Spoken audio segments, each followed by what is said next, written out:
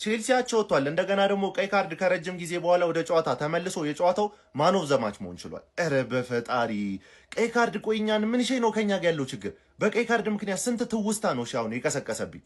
እንዴ ምንም ላናተርፍ ተከላከልን 1-0 መርተን። ከዛ ደግሞ ባለቀ ሰዓት 3 ደቂቃ ሲቀረው እኛ 3ኛው ደቂቃ ላይ አግብተን እንዳልመረን እነሱም 3 ደቂቃ ሲቀረው ጉድ ሰሩን። በቃ ምንም ማለት አንችልም።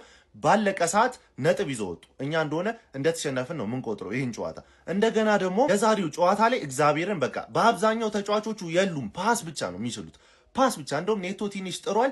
ሌላው ማለት ነው እኔ ሳላደንቀው ማለፍ የማልፈልገው ካይሴዶ በጣም አሪፍ ነበር። እንደገና ጀምስ ሁለቱ። ከዛ ውጭ ያለው ግን ማለት በተለይ ፓልመር በጣም የለም ጭራሽ። እንደገና ደግሞ ብዙ ቻንስ እየተፈጠረ አልነበረም። በጣም ኢንዲቪጁዋል ኢረር ነበር፣ የፓስ ኢረር ነበረ። ለማንኛውም የሆነ ሆኗል። የቀሩት ቲም ላይ መቋጠር ነው።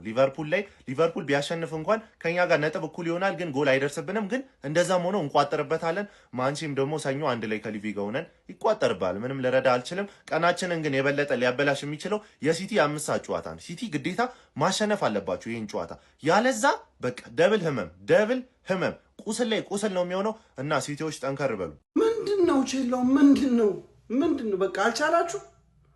ልነግራችሁ ፈልጌ አይደለም። ሁሌ ስለወያው አወራ ምናምን ስለሚገኝ ቼላው ይመችሽ፣ ለኔ ቦታ እየለቀቅሽ ነሽ፣ ይመችሽ፣ ጣጣ የለም።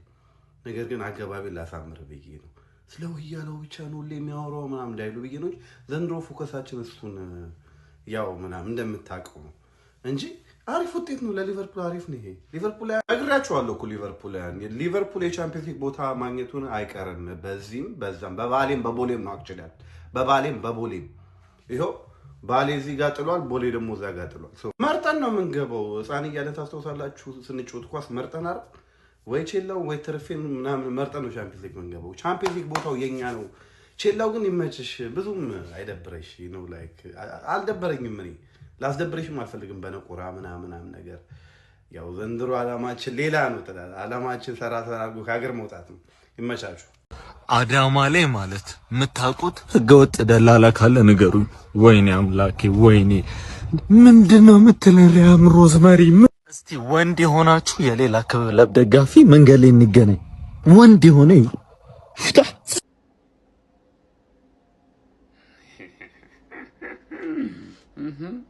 ጠገብሽ ቼላው ዘንድሮ ቶፕ 4 አፈልጊም ማለት ነው አይደል? አገቢም ነው አገባም አሉ ይሄን ቶፕ 4 ባዩማን ነው ቢሎ ሻሽኔ ትርፍዬ ነኝ ዘንድሮ ትርፌ ሳናስበው 3ኛው ነው መጨረሻው ነው ጀም ወይኔ አንክማን ዘንድሮ ለቶፕ 4 እየተጫወተ አይደለም። በጣም ያሰጋል። አንተ ነቅነቀውታል ደግሞ ባለቀ ሰዓት ላይ በእናትኔማ ከምባክ ይሰሩበታል ብዬ አቻ ሲሆኑ ለነዛ መቋጠር ጀመርኩ። ለበርንላይ በማያከበኝ እኮ ምን አከበኝ ምንም።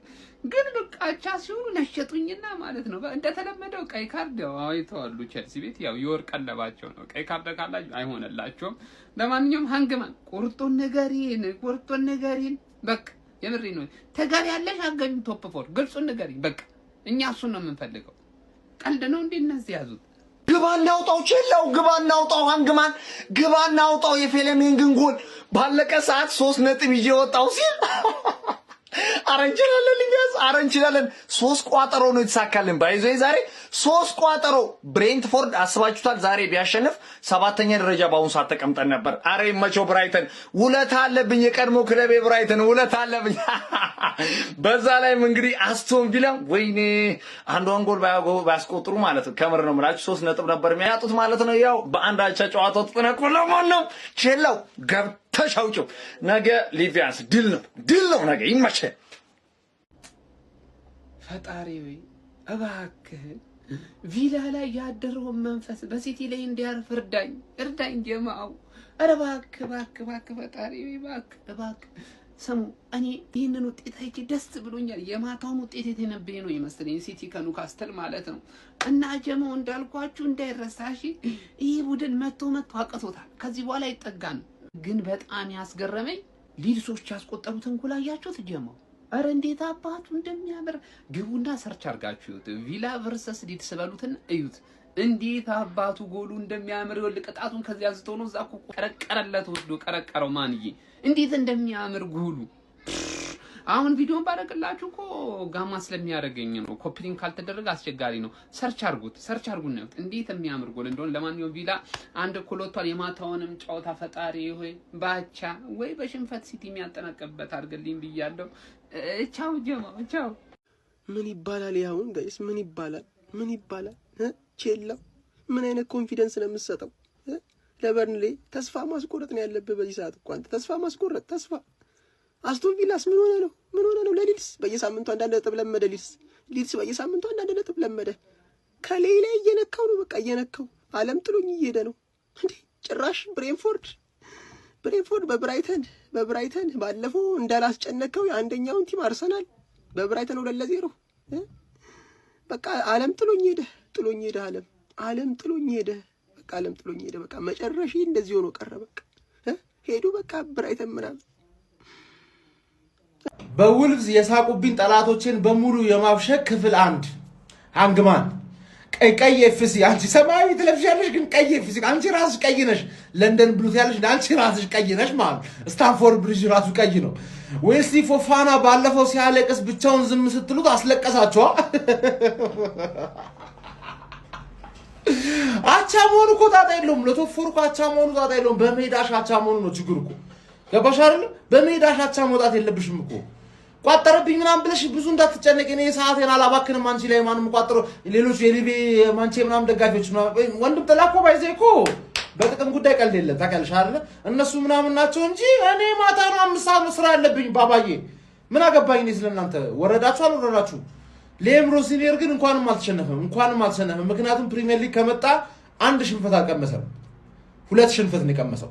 በመድፈኛው ማለት 3ኛውን ስለምን ደግሞ በቅርቡ እንዳይሸነፍ አቻ እየወጣ ይጠብቀን እና ቀይ ይድገማ። በየጨዋታው ቀይ ተመልሷል። ይመቻችሁ። አይፎፋና 2 አህያዎች ይዛችሁ ገብታችሁ ከዛ የሚቀየረው ሌላ አህያ ማለት አደራ በዩ እሱ ነው ለካ መሸፈን የነበረበት። ሽልማት አረገው አደራ በዩ አደራ በላሻ። አይቼላ ወንድም ጥላ አይቼላ እኔ አንተን አብረን ሻምፒዮንስ ሊግ እንገባለን ብዬ ይዘን እጅ ለእጅ ተያይዘን እንደ አዲስ ፍቅረኛሞች እንገባለን አሮጊቷን አስፈንጥረን ብዬ ስንት ነገር አቅጄ ቼላ እንዲህ ነው እንዲህ ያረ ነጥብ አጣልን። ይደብረኛል እውነት። ተው ቼላ 90 ምናምን ላይ ያ ፎፋና የተባለ እኮ ነው። በእናትህ ምን አባቱ በስነ ስርዓት አይጮትም የዛጎላም ልጅ። አይ ቼላ በቃ አርፈ ቋጥር ምን ማድረግ አይቻል እንዴ? ፕሌይኦፍ መጫወት ማለት ሌላ እሳት ባባቴ እደ ፕሌይኦፍ ስለ ቪኒሺየስ የምትገርም ጎል አስቆጥሯል። ግን ከደጋፊ ጋር እንደዛ ተጫዋች ይያያዛል እንዴ? ማንዬ ኳስ በነካ ቁጥር እንዴት እንደሚጮህበት እሱ ብቻ አይደለም እምባፔ ጭምር ኳስ በነካ ቁጥር በቃ ሌላ ታሪኩ ሲከታቸው ነበር። እንደውም እሱ ጎል ማስቆጠሩ ኮንፈረንስ ሰጠው እንጂ በቃ በጣም ከደጋፊ ጋር ተያይዞ የቤኔፊካ ተጫዋች የዘረኝነት ስድብ ሰድቦት ነበር ተብሏል ምናምን። ግን አውዲዮም ሆነ ምንም አይነት የሚያሳይ ምስል አልተገኘም ምናምን እያሉ ነው። ከተገኘ ግን ያቺ ፓላስታይንሽ ምናምን የምትባለው የቤኔፊካ ተጫዋች አለቀላት፣ ጉዷ ነው የሚፈላው ማለት ነው። ያው ጆዜ ዘ ስፔሻሏንም በቀይ ካርድ አጠላታል። የሚገርም ድራማ የሆነ ጌም ነው። በርናቦ ላይ ደግሞ ይቀጥላል ማለት ነው 2ኛ ዙር።